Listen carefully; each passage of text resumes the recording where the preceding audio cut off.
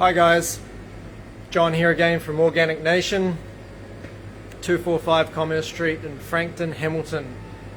We have our website live, selling around New Zealand, organicnation.co.nz. We're talking today about an important men's health issue today, prostate issues, testosterone, why it's low, how to get it higher, prostate issues, what causes it, the two main causes, and how to heal from them, and other man-related health issues around that area. So why is it an important issue? Because I'm seeing more and more men coming in and saying, I've got an issue in this area, I need help, and I've been told to do this and I've been told to do that. I've been watching various clips and videos. Someone sends me in to get Shilajit or one of these other types of things, and so I just wanted to put the record straight when it comes to men's prostate issues, health, and areas that directly affect men with their health around that area, and also with other areas such as, lots of men coming in and saying, I need to boost my testosterone levels. Not necessarily for the usual reasons, just simply because having a reasonable level of testosterone does affect men's the way they see themselves, the way that they perform in life, the way that, and there are lots of misconceptions around that as well as to what it does. Does it make you chase every woman in the world and feel that way all the time? No, this is not what testosterone is there to do. Testosterone is there to do a variety of things in your body, which we'll talk about as we get into that part of the subject. Now, let's just start off with the most pressing one, and the one that worries the most men, and that is, am I going to get prostate cancer? And the clearest answer I can give you on this is, because it's a great area of fear and trepidation for men, and they all think that they're going to have to face this at some stage in their life because dad did and so many of their friends are, and you don't have to be old to get this. I mean, I had prostate issues at 35. My doctor didn't believe me and did the tests, and sure enough, so I was told I was too young to have that issue.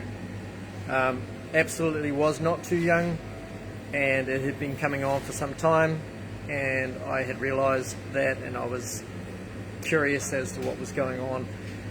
Back then I had no idea what to do about it. I was already starting out on my health journey anyway, and so I went full force into organics and trying to get my gut health right and other areas that were more important and concern to me at that time. And my dad had prostate issues also, and swollen prostate gland is a major issue, and I didn't know what caused his. I thought it was hereditary. I thought it was something that all men had to go through at some stage. And so there's all these misconceptions that are out there around that, and I can see why that's so prevalent. There's a whole lot of ideas as to why it happens. Most diagnoses lead to cancer, or some kind of operation or some kind of medication to support in that area. But we're going to uncover some of the sort of very simple but deep truths about the issue, how it comes about, why it prolongs, and why it gets worse over time. So hope you can join me for the ride. Stay connected, and we'll get straight into it now. Now, the first and foremost cause of swollen prostate or prostate issues, having trouble peeing, peeing regularly at night, and all these sorts of things, break down into two or three basic and simple things. the majority of prostate issues are misdiagnosed. And I say that seriously because I get people coming in here and they've got, the fear of cancer, and they've got misdiagnosed around those areas. They do what we say to do, and they go away and they heal, and somehow miraculously they don't have cancer anymore, or somehow miraculously they don't have swollen prostate anymore, or they don't have trouble peeing anymore. They're not getting up 20 times to go to the toilet and getting sleep deprived from that. And it comes down basically to one main thing that I always point people in the direction of prior to going down the track of anything else, and that is the number one cause of any prostate swelling and urethra tube restrictions are bacterial. So I speak a lot about Streptococcus bacteria. Streptococcus bacteria, most people see as or understand it as being strep throat or strep. That's the only time they've heard Streptococcus. Like, oh, strep, yeah, strep throat. I had that, 10 years ago, or I had that 3 months ago. I had a whole bunch of rich food, and then I had a party, and then the next day or 3 days later, I had strep throat, and I had to get taken off to the hospital and have the abscess lanced in my throat, or that's the worst case scenario kind of thing for it. Or I just had a really sore throat for a few days, my glands are up, and all the rest of it. Now, this is a very simplistic view of Streptococcus. I'm going to mention a few of the things that are responsible, that Streptococcus is responsible for, some of the symptoms. Okay, so firstly, acne. Anyone with acne has an overgrowth of Streptococcus in their lymphatic system. So that's the first thing. Anyone who's had a sty, even one, any pimple, any sty, anything to do with those types of pustules and things like that on the face or up around any part of the lymphatic system.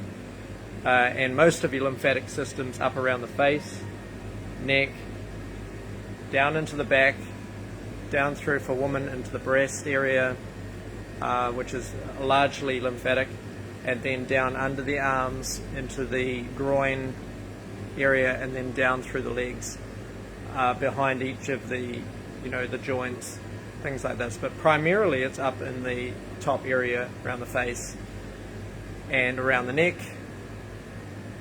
up around the head, ears, nose, all lymphatic system area.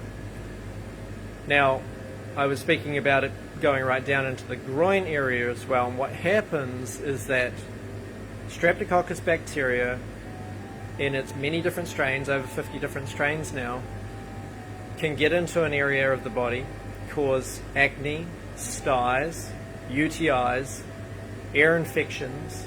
That's right, UTIs. You ever had even one UTI in your life? You're man, female. Females aren't the only ones that get them. Men get them. You get a little bit of burning when you're peeing. You get a little bit of sensation through the urethra tube there when you're peeing, or you get a little bit of bladder sensitivity. You're constantly urinating, things like that. You've got a bladder infection, right? So that's Streptococcus in there feeding away. Now, there are other bacteria that can also simulate the same thing, but it's mostly Streptococcus and one or more of their different strains that are causing this. So what are the other things that can take place? Digestive system issues. When you are not digesting your food properly and you're getting acid reflux, this is Streptococcus, bacterial overgrowth in the stomach. Not just in the stomach, but up in the esophagus, above the little sphincter muscle that keeps, things coming back up from your stomach into your throat. Your acid reflux is not your stomach acid. It is bad bug acid. It's acid like you would have in vinegar or fermented foods, right? These bad bugs, they feed on rotting, dead, dying, and rotting food, and they poop. So they've got to go to the toilet as well. So they go to the toilet in your throat, in your esophagus. They go to the toilet in your stomach, and then they're pooping acid, which is acetic acid.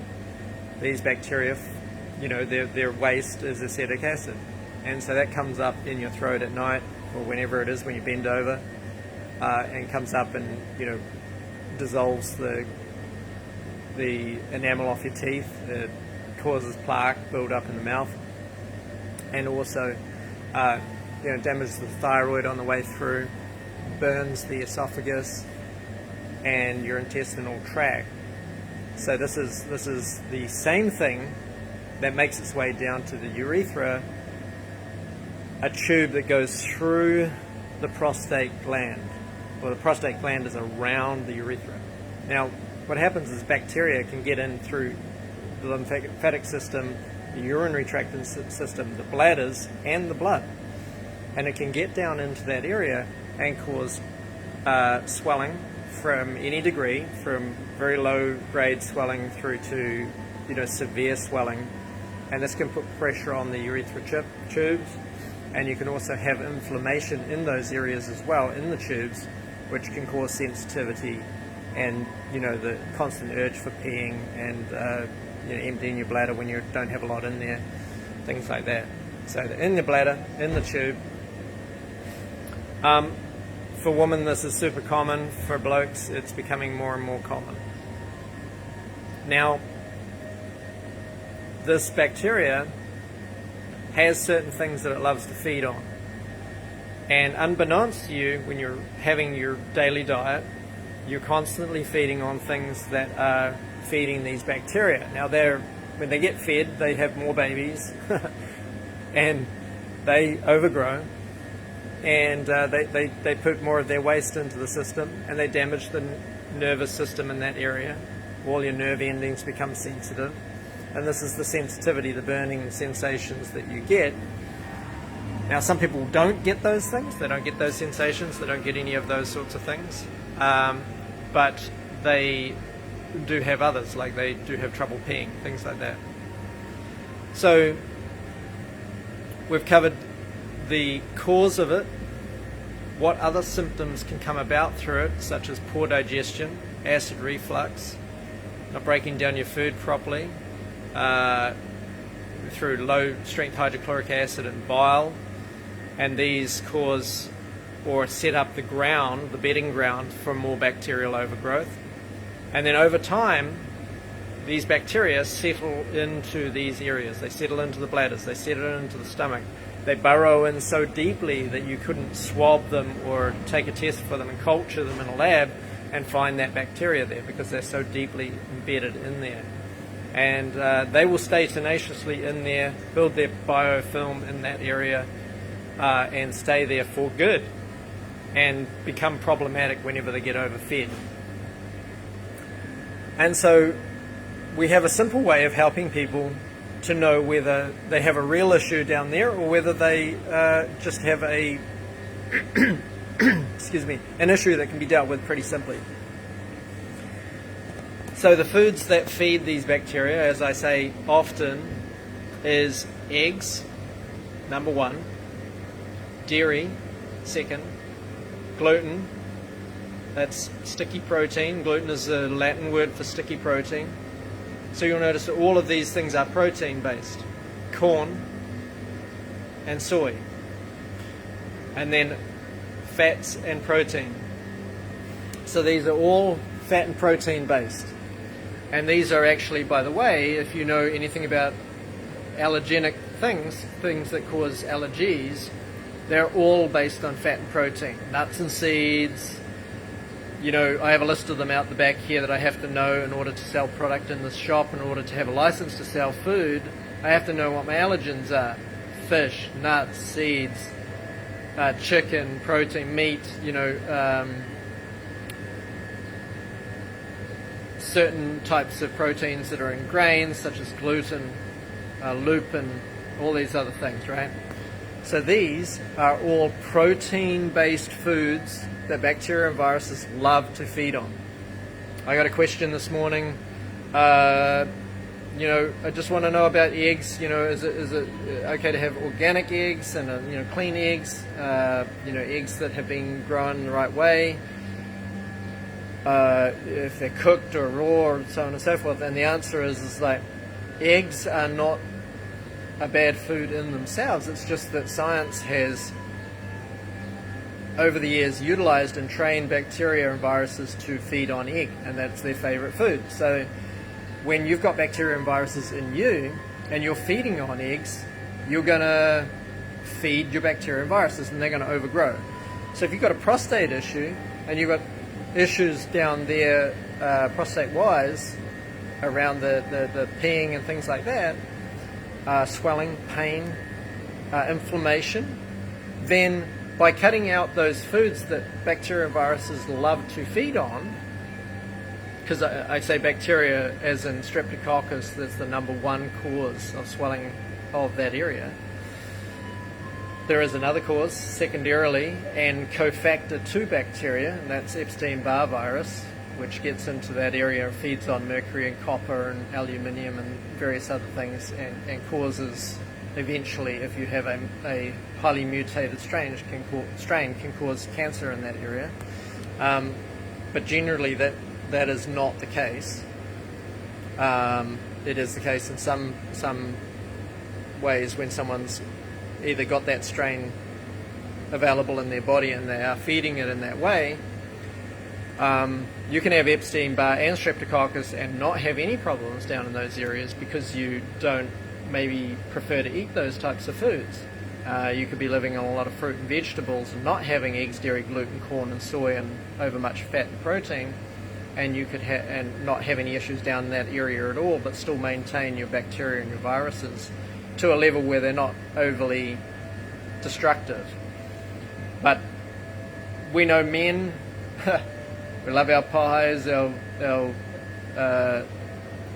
bacon, eggs, and all these sorts of foods that ultimately might make us feel manly and satiated and full and feel like we're a dude.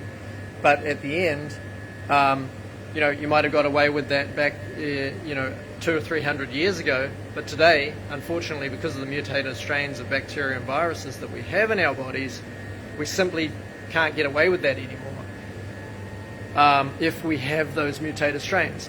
If you've picked up a strain from your wife or your dad or your mum when you were born, or even later in life, a few partners, and you've picked up a strain of bacteria or virus that loves and is used to feeding in someone on egg, dairy, gluten, corn or soy, and they have a taste for that thing, then they will sit there and they'll feed on anything that you consume that is based around those things.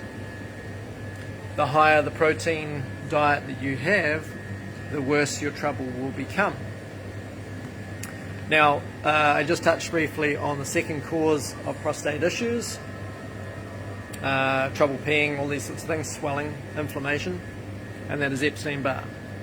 How does Epstein-Barr differ from what the damage that streptococcus does? Well, anything viral creates more. So when viruses excrete their waste into our bloodstream, that bloodstream goes to those areas, it creates neurological damage, so nerve damage, so more pain, more inflammation, more swelling. And then the swelling creates pressure on those inflamed and painful areas, and that brings more pain and more discomfort.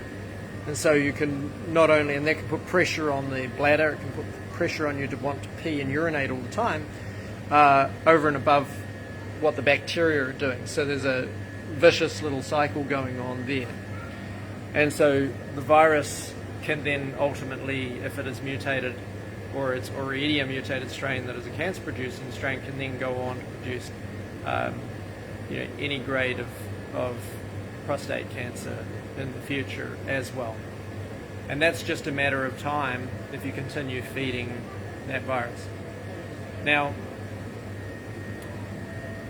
we'll cover the topic of testosterone after, and it's actually related, interestingly enough, but not in the same kind of way that bacteria and viruses create those issues with burning sensations, frequent peeing, all those things. And we'll also cover too, if we get the time, constantly getting up in the night and urinating as well.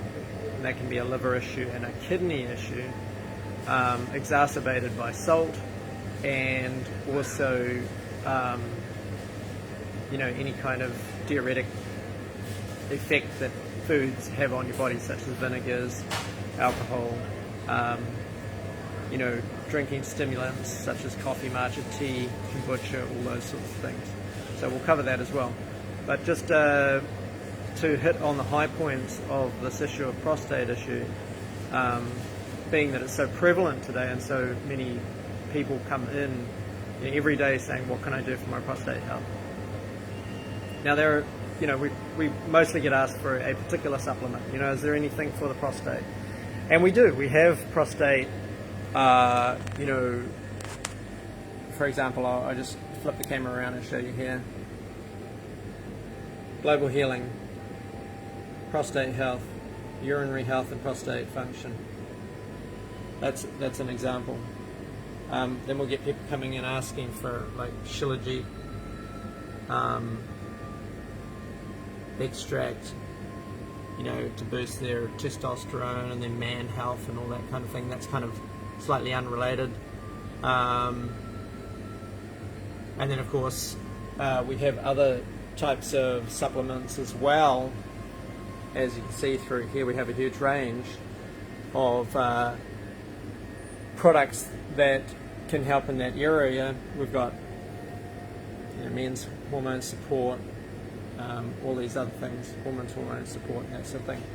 But there really is no one magic bullet that's going to take on this problem. I get a lot of people coming in saying, turmeric, can I have some turmeric? And cayenne pepper, all these sorts of things. Turmeric will help, curcumin will help because it brings down swelling. It primarily works on inflammation, and so this is why it works. But these things aren't going to cure the issue. They're not going to take away the problem. They're just alleviating the symptoms. And so there's not a lot that a man can do. I'll get the others coming in, they'll be buying the cranberry juice, and they'll be buying all the different juices and things to try and flush the system through. And all these things are good, but they're not going to heal the problem. How do we heal the problem? We stop feeding the viruses and the bacteria that are working away down in that area, and by the way are also doing all the other damage like acid reflux, causing digestive issues, bloating, wind, gas off of ammonia, brain fog, gout, all these other things that are going on in your body as well are all related to these issues that I'm talking to you about when it comes to prostate health. They are not separate and unrelated issues. This is a big problem. All these separate diagnoses are not accurate. It's a function of each of them. They're all working together. You've got one because you've got the other, and you've got the other because you've got the same bacteria causes and the same virus that causes the next thing. And so these are related illnesses as opposed to unrelated. So when we go to the doctor, we get a diagnosis like, oh, you've got this, you've got arthritis, you've got gout, you've got this, you've got some skin disorder, you've got prostate issue, or whatever it is. These are not unrelated. These are related. These are the same thing. So interestingly enough, when you start doing the right thing diet-wise, miraculously, all the other things begin to heal. And this is a wonderful experience to go through if you haven't been through it before. When you start doing the right thing for your body, you really begin to heal in so many more ways than just the one.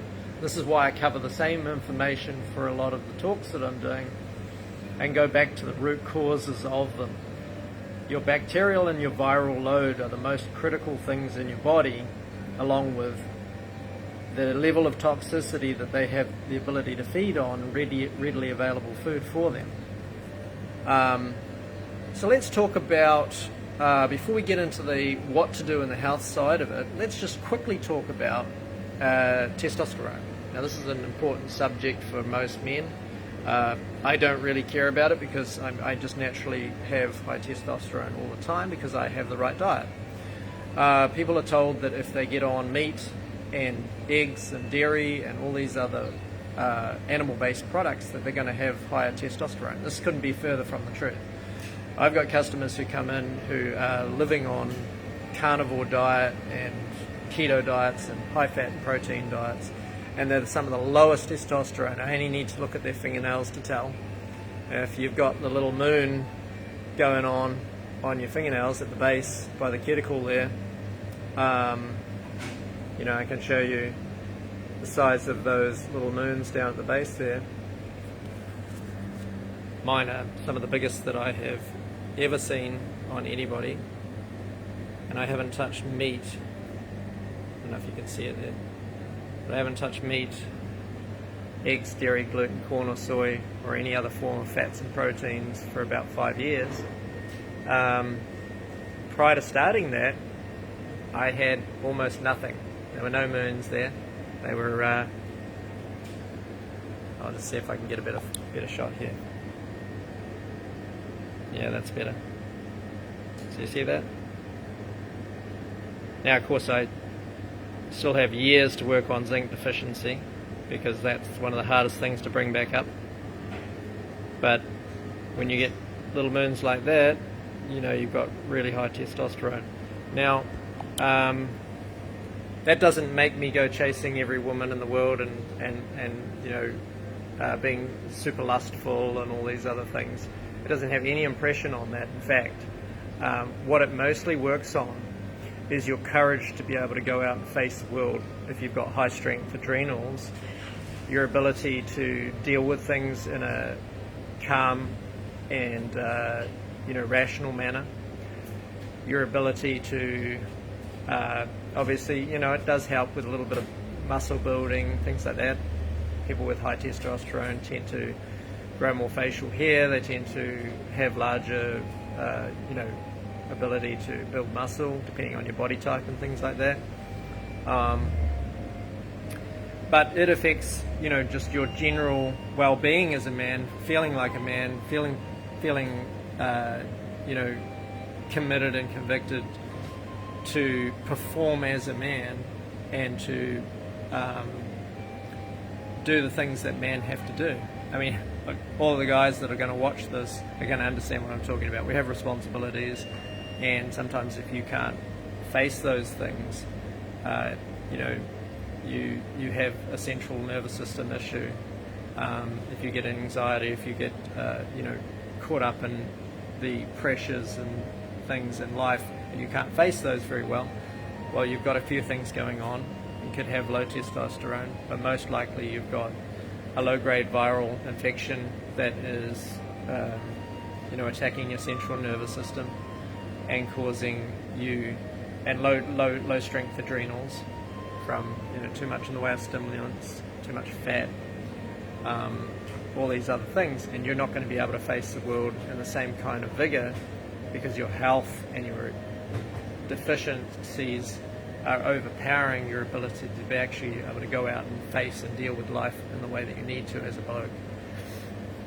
And so, you know, testosterone's important, but it's not really used for the things that, you know, men are taught today that it is used for. I'll give you an example. Melatonin.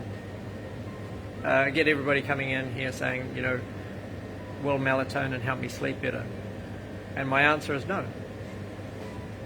If you're sleeping better on your melatonin, it's because the doctor's medication form of melatonin that they're giving you has sleeping additives in it. It makes you sleep better.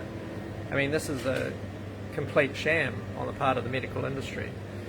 But if you take real melatonin, which is a clean form of it, I know Vimagee does it, we can't sell it in New Zealand, but you know, over in Australia and various other countries they do. But if you take it, which I've had prescribed melatonin and that sort of thing, but I've, you know, gotten Vimagee in the past through prescription. And when you take it, it doesn't make you go off to sleep. It doesn't make you feel sleepy. It doesn't make you feel anything to do with sleep. The idea is, for melatonin, is not sleep. It's so that you feel rested. So this is a recharge facility. You could have no sleep all night and still wake up feeling relatively rested in the morning. I mean, I had a late night last night, and you know, I happened to take one just as an experiment to see how I'd feel today, and you know, I feel pretty damn good. You know, I don't feel tired, and that's what it does. It doesn't make me sleep any better. It doesn't make me feel any better in terms of the way drifting off to sleep and things. In fact, it can keep you awake. but you'll feel rested in the morning. And so it's a great little experiment to do, and it just puts to bed some of the misconceptions around those things. And the same thing is for high and low testosterone. It doesn't do the things that we think and that we're taught that it does. It has other deeper effects on the body in the way that we utilize our hormones, and the way that we utilize our nutrients, vitamins, minerals, and the way that it does way deeper things than most people can even conceive of. It doesn't make you more interested in women. It doesn't make you more interested in sex. It doesn't make you more interested in these sorts of things. It just helps with your functions generally as a man. And so this is important. You can bring those levels up through correct diet, keeping the fats and proteins low, which actually reduce your ability to take testosterone into the bloodstream and utilize it properly. And when you begin to cut out the fats and proteins, your testosterone levels will rise and will be more beneficial and useful in the body, because you're not bringing pressure upon those organs that actually produce that testosterone, and you're not overstraining them in other ways so that they can't produce what they need to produce. So there's a little bit of a lowdown on that, and the other sides of what we were talking about with that man's side of health. So may not be the exciting, interesting information that you were looking for, but at least it's the truthful information that will help you understand how those things work. So now we're going to get on to the food side of things and cover that just quickly. If you can bring in more fruit and vegetables, herbs, spices and berries into your life, and cut out some of the fat intake, stop cooking in your oil, banish eggs from your life. They're not necessary for you to survive or live, or put on your muscle, all those sorts of things. Muscle is built from glucose and free-form aminos. It's not built from high-protein foods. And the higher the protein foods that you consume, the worse your digestion will get, and the more uneasy your entire system will get. You're just going to suffer in the long run.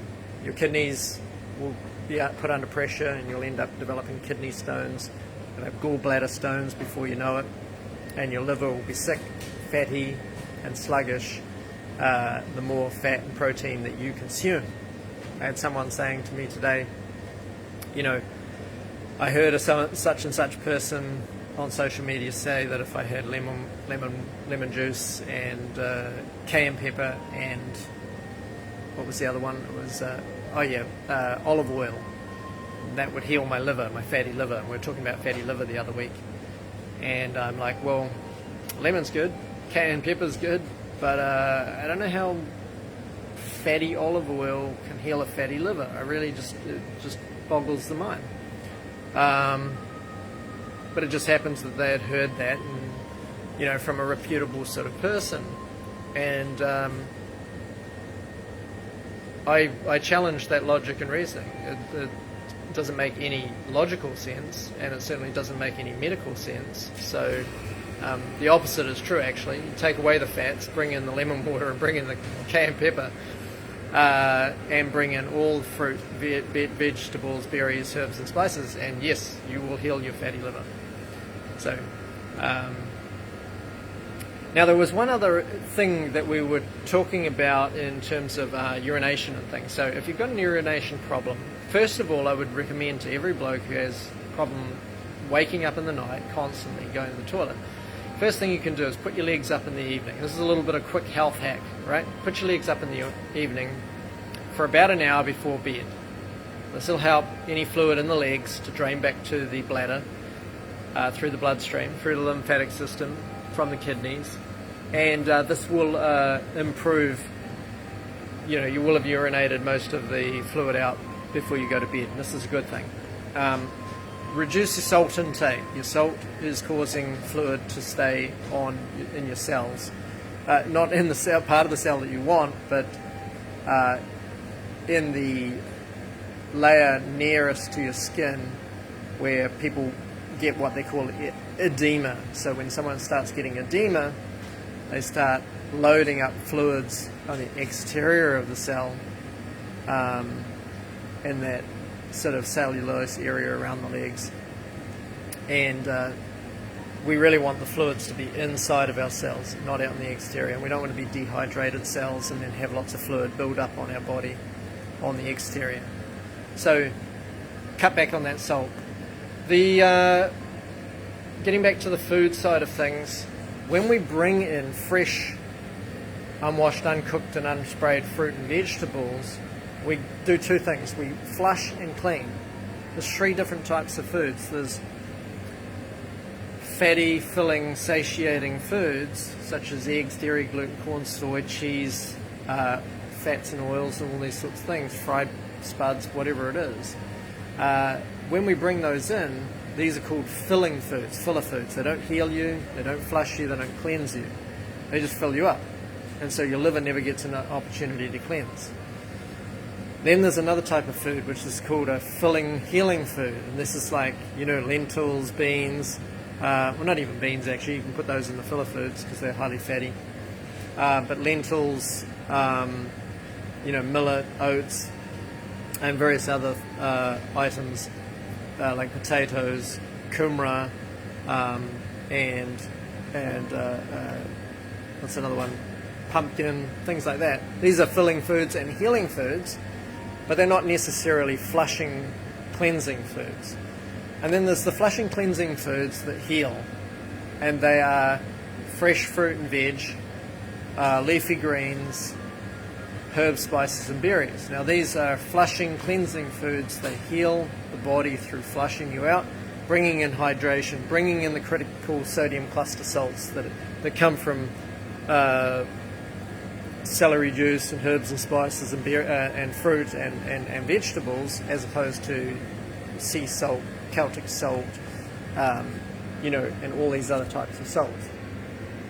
So you want to be bringing in all these fresh foods to cleanse, so that you can begin to bring the swelling down, bring the bacterial overgrowth down, and bring down the viral load so that your swelling in those areas go down.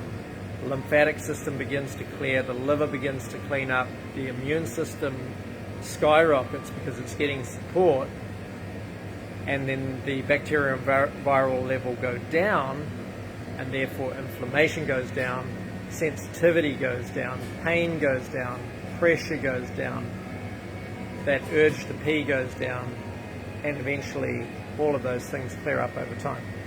You become more comfortable, you don't wake up so often in the night, so you get more sleep. Then you get more sleep, you get more melatonin production, you get more healing, and then it's instead of a vicious cycle, it becomes a pleasant cycle of healing going through. So that's pretty much everything that I have to say about prostate health. It's super important for men to get onto this and do it if they want to heal. And you can just make a few changes to your lifestyle. Cut out those pies, banish the eggs, get rid of the dairy and gluten, corn and soy out of your life, and stop putting all that fat on your food, and stop consuming all that fat, and you'll begin to heal.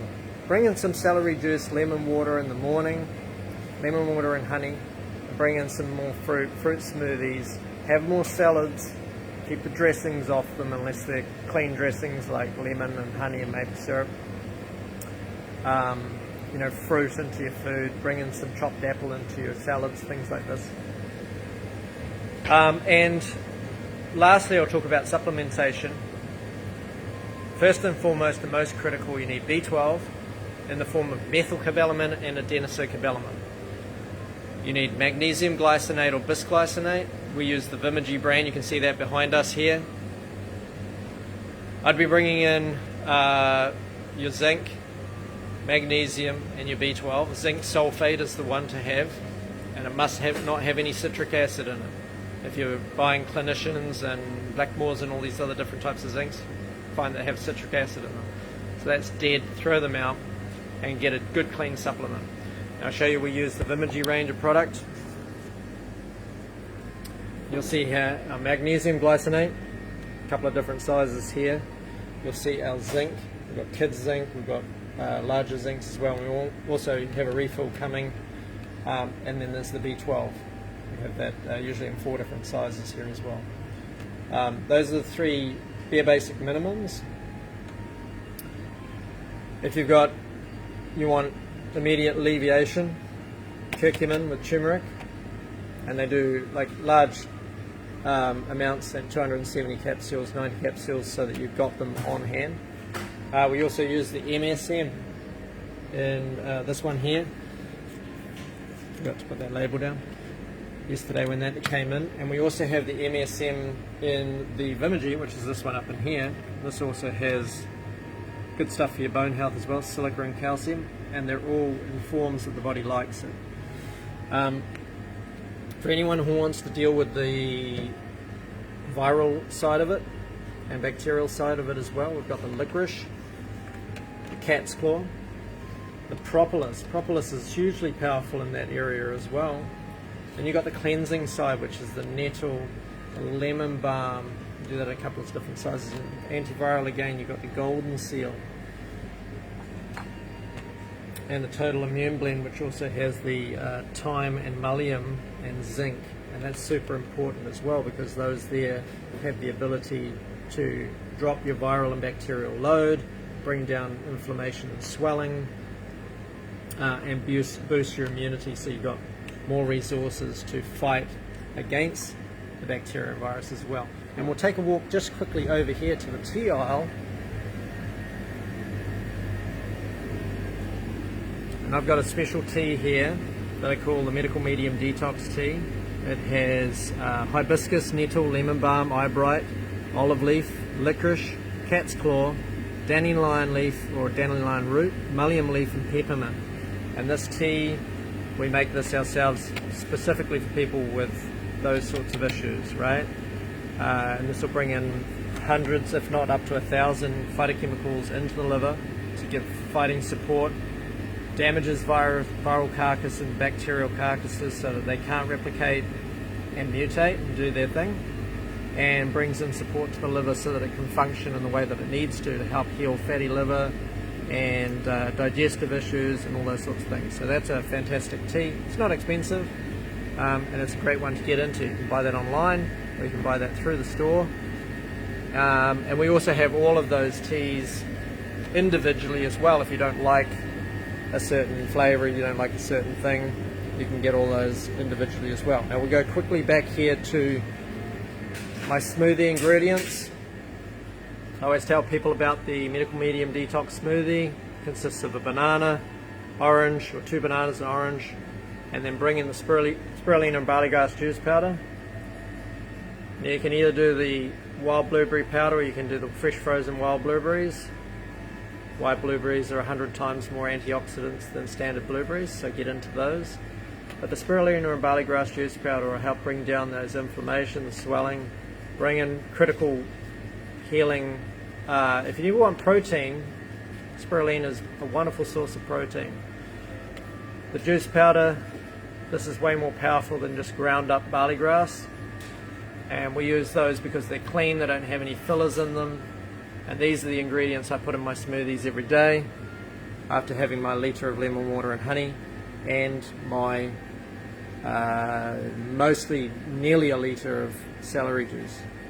You don't have to have that much, but celery juice is one of the most important healing things that you can have for prostate issues and man issues. There you go. We have the supersized ones as well for those that go through a lot of it. I'll be doing those for the rest of my life. You should be too. Hopefully that information has helped you, and we'll catch you on another one of these lives next week on Saturday. Join me then.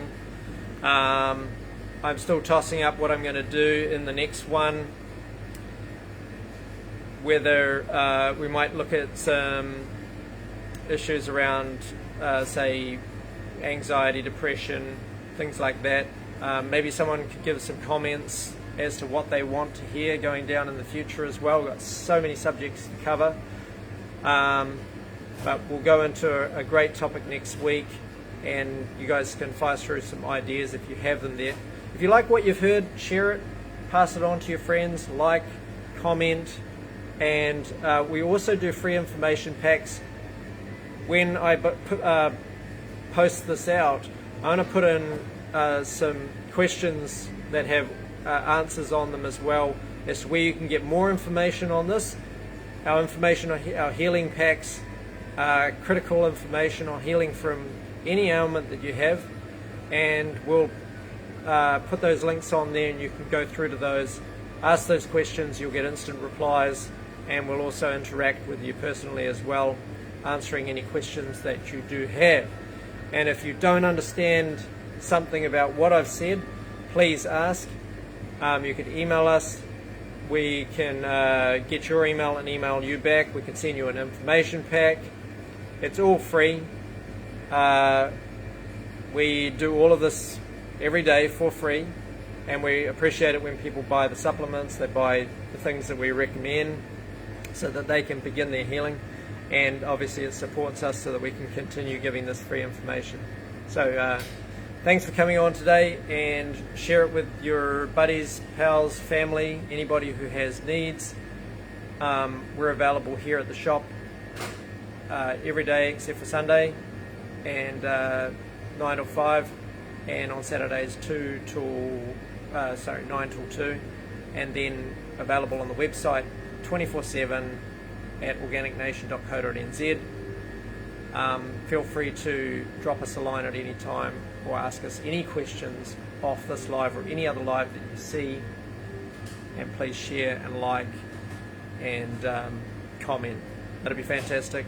Catch you all next week, and we'll talk about an exciting topic when that comes. Give me some ideas as well for the future ones.